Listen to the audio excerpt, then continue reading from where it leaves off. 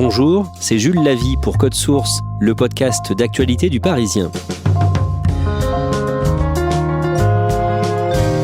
La ville de Chantilly, dans l'Oise, se présente elle-même comme la capitale du cheval en France. Le mardi 9 mars, la police y a démantelé un réseau présumé de dopage de chevaux de course. Au cœur des soupçons, un entraîneur italien, Andrea Marcialis, qui enchaînait les victoires depuis son arrivée en France il y a 5 ans. Cet épisode de Code Source est raconté par Aurélie Foulon de la cellule Enquête Île-de-France et Oise du Parisien et par Aline Boicaz du service hippisme.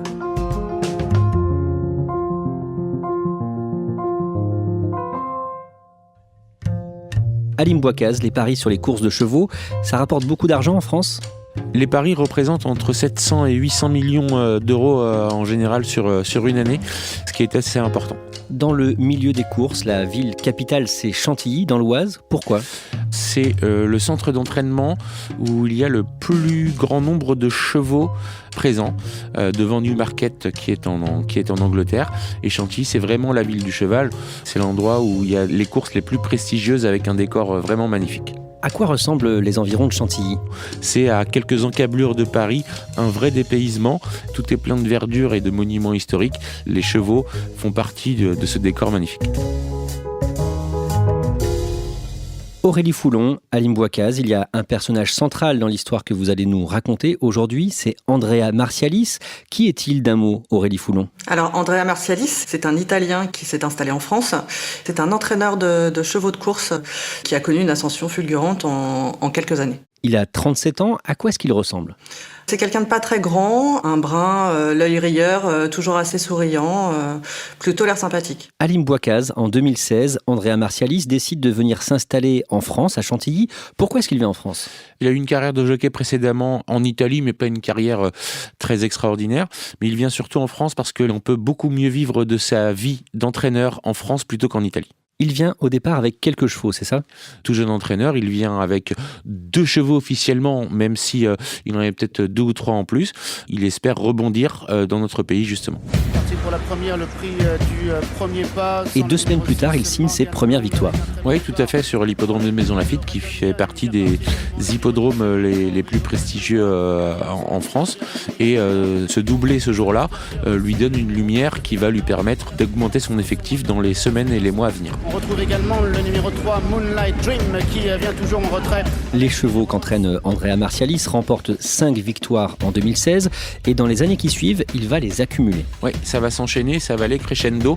Chaque année, les victoires vont augmenter. Il y en a 14 en 2017, 24 en 2018, 64 en 2019. Et toute cette réussite va lui apporter de nombreux propriétaires, puisque évidemment, quand on est propriétaire d'un cheval, on souhaite mettre le cheval qui nous appartient chez le meilleur entraîneur possible.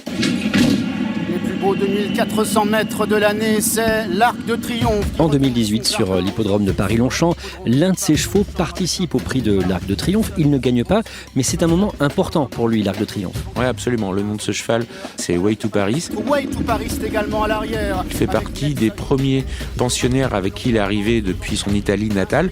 Participer à l'Arc de Triomphe vous offre une fenêtre absolument incroyable, puisqu'il s'agit d'une course prestigieuse et populaire. Son cheval s'y comporte bien, même si évidemment il y avait des champions face à lui et qu'il n'a pu obtenir la victoire. 2019 est une très bonne année pour Andrea Marcialis. Ses chevaux cumulent plus de 60 victoires. C'est là où vraiment il décolle au niveau des résultats et aussi au niveau des gains que ses chevaux lui rapportent. Pour quelqu'un qui s'est installé à peine 2 ans et demi avant en France, c'est vraiment remarquable. Et Way to Paris de plus en plus fort à l'extérieur. Way to Paris de mieux en mieux avec Nagano Gold et qui vient à la corde. Way to Paris peut-être à la fin qui va s'imposer. Nagano Gold est 2e, Ziyad est 3e. Malgré ses victoires, Andrea Marcialis reste très accessible. Aline Boicaz, vous l'interrogez à plusieurs reprises pour Le Parisien. Il est comment quand on lui parle ? C'est un excellent communicant, très accessible, qui ne rechigne absolument pas à évoquer toutes les chances de ses chevaux.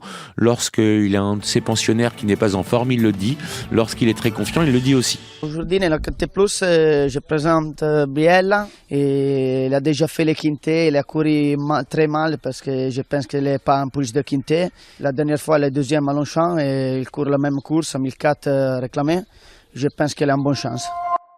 Aurélie Foulon, les gains s'accumulent pour Andrea Marcialis. Il a quasiment doublé chaque année ses gains en course en augmentant chaque fois le nombre de chevaux et donc le nombre de partants. Il a atteint au final en 2020 presque 2 millions d'euros malgré les mois de suspension de course au début de la crise sanitaire. Aurélie Foulon, que se passe-t-il à l'hippodrome de Saint-Cloud le 31 août ?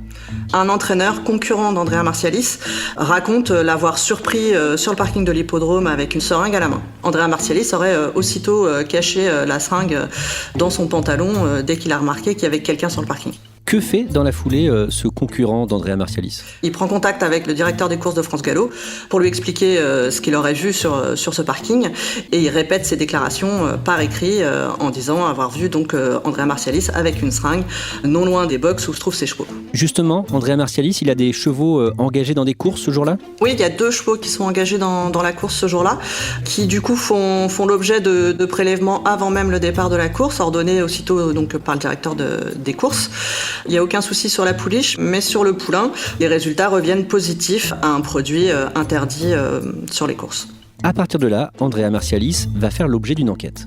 Oui, Andrea Marcialis va faire l'objet d'une double enquête même, puisque d'un côté, France Gallo, qui est l'organisateur des courses, mène sa propre enquête pour voir s'il respecte le règlement et ses interdictions. Et d'un autre côté, la police des jeux mène une enquête préliminaire et place plusieurs acteurs du dossier sur écoute. Le 24 septembre, à l'hippodrome de Lyon-Paris, l'un de ses chevaux est favori d'une course, le Prix de la Flèche. Alors ce jour-là, la direction des courses décide de faire contrôler son cheval avant la course. Marcialis rechigne un peu, traîne des pieds, il veut pas qu'on perturbe son cheval avant une compétition importante. Il obtient finalement que ce soit le vétérinaire qui vienne dans le box et pas le cheval qu'on amène au vétérinaire. Il lui demande, en expliquant que le cheval est nerveux et peut être dangereux, de commencer par faire la prise de sang, puis de sortir du box et d'attendre que le cheval veuille bien uriner pour faire les prélèvements d'urine.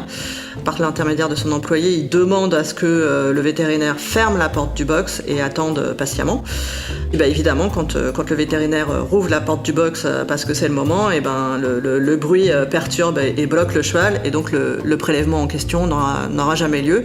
Pour cette entrave au contrôle, France Gallo l'a condamné à une amende de 4 000 €.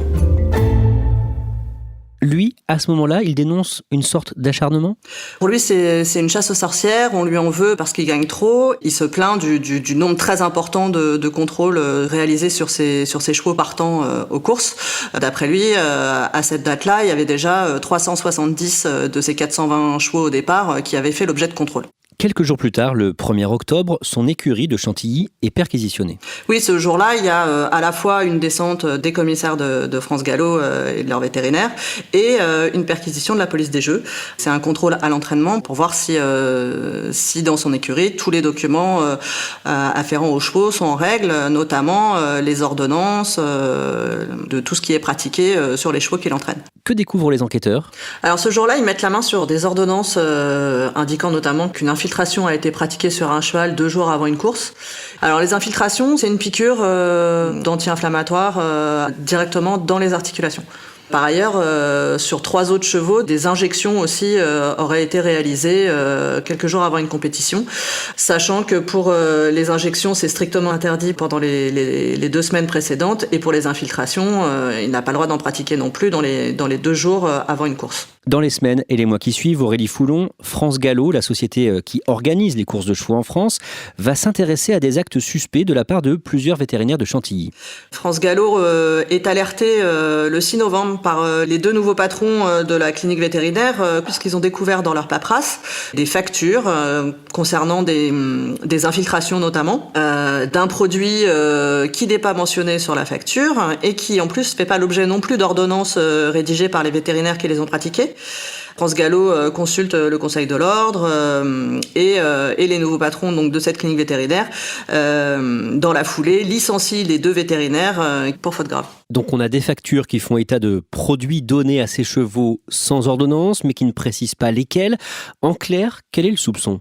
Alors on les soupçonne d'avoir fait des injections ou des infiltrations de produits inconnus sans avoir rédigé les ordonnances correspondantes et des produits fournis directement par Marcialis, ce qui est évidemment absolument contraire aux règles à la fois au code des courses et au code de déontologie des vétérinaires.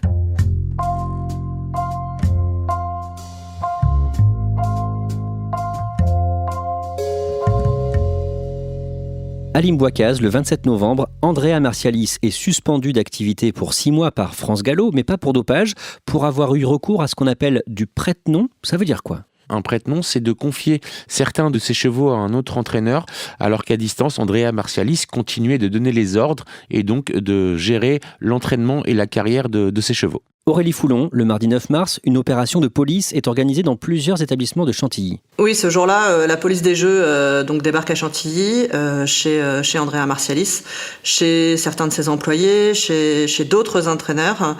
Tout ce monde-là est interpellé, 13 ou 14 personnes au total.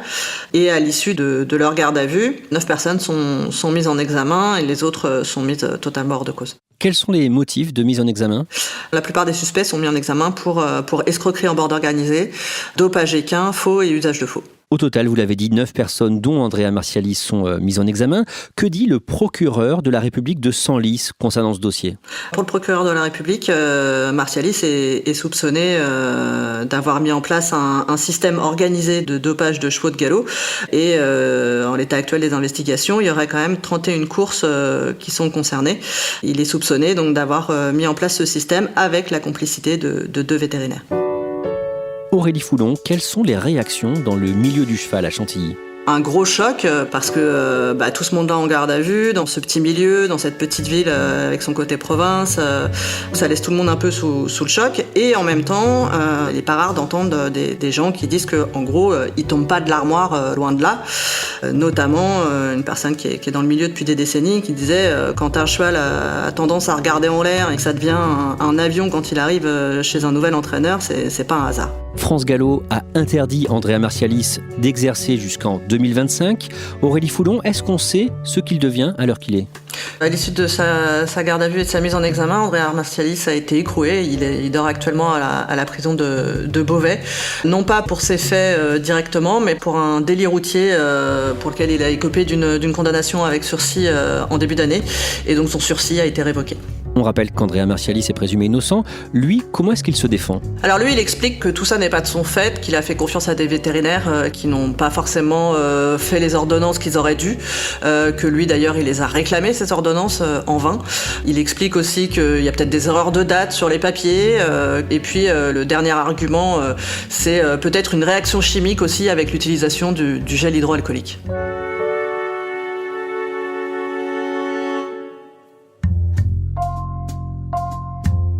Merci à Aurélie Foulon et Halim Bouaccaz et merci à Damien Bersac pour son aide.